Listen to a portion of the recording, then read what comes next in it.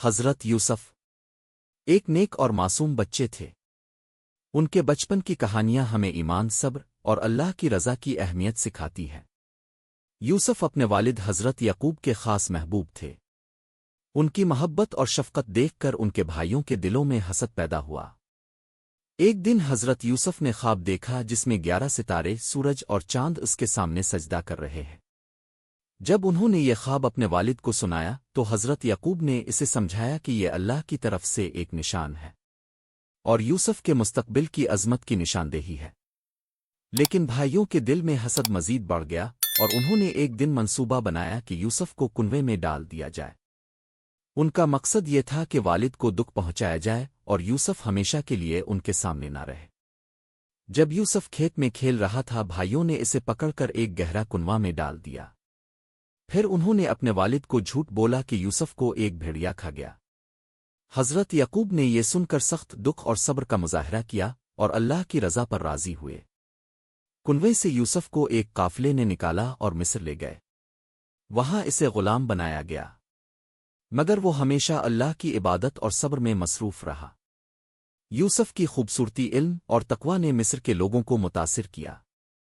ایک دن قصر کی خاتون زلیخا کے سامنے آئے۔ زلیخا نے فتنہ ڈالا، مگر یوسف نے اللہ کی رضا کے لیے صبر اور استقامت اختیار کی۔ اس وجہ سے اسے قید میں ڈال دیا گیا، لیکن قید میں بھی اس کی عبادت اور صبر کا نور پھیلتا رہا۔ مصر کے بادشاہ کے خواب کی تعبیر یوسف نے بیان کی۔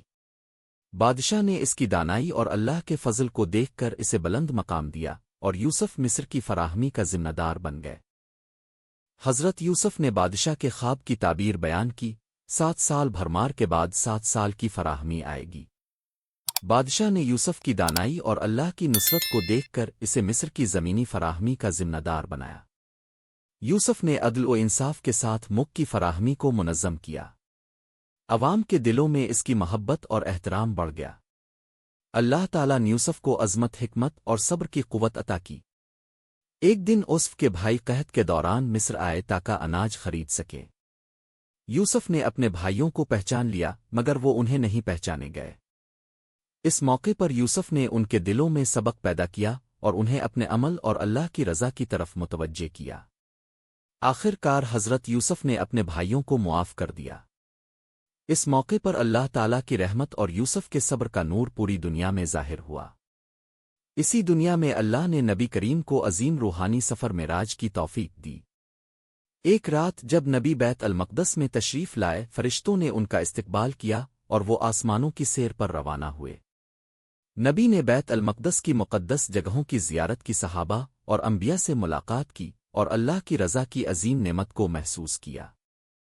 وہاں ہر جگہ نور اور سکون تھا اور زمین و آسمان کے درمیان روحانی روشنی کا مظہر نظر آیا۔ نبی نے 7 آسمانوں کا سفر کیا۔ ہر آسمان پر اللہ کے منتخب انبیاء نے ملاقات کی اور معراج کے دوران نبی کو جنت و دوزخ کا منظر بھی دکھایا گیا۔ پہلا آسمان، حضرت آدم علیہ السلام سے ملاقات۔ دوسرا آسمان، حضرت یحییٰ اور حضرت عیسیٰ سے ملاقات۔ حضرت یوسف سے ملاقات، جو اپنی دنیاوی صبر و ایمان کے نور سے آسمان کو روشن کر رہا تھا۔ چوتھا سے 7واں آسمان، باقی انبیاء کرام کی ملاقات اور اللہ کی عظمت کا مظاہرہ۔ معراج کی رات نبی کے لیے روحانی روشنی، اللہ کی محبت اور امت کے لیے درس و ہدایت کا ذریعہ بنی۔ اس سفر کے دوران نبی کو نماز کی اہمیت بھی دی گئی، جو انسان کی زندگی اور آخرت میں سب سے اہم ستون ہے۔ اگر آپ کو یہ سبق آموز واقعہ پسند آیا تو ویڈیو کو لائک اور چینل کو سبسکرائب کرنا نہ بھولیں۔ آپ کا ایک کلک ہماری حوصلہ افزائی کے ساتھ ساتھ صدقہ جاریہ کا بھی سبب بنتا ہے۔ اگلی ویڈیو کس موضوع پر بناؤں؟ اپنی رائے کمنٹ میں ضرور بتائیں۔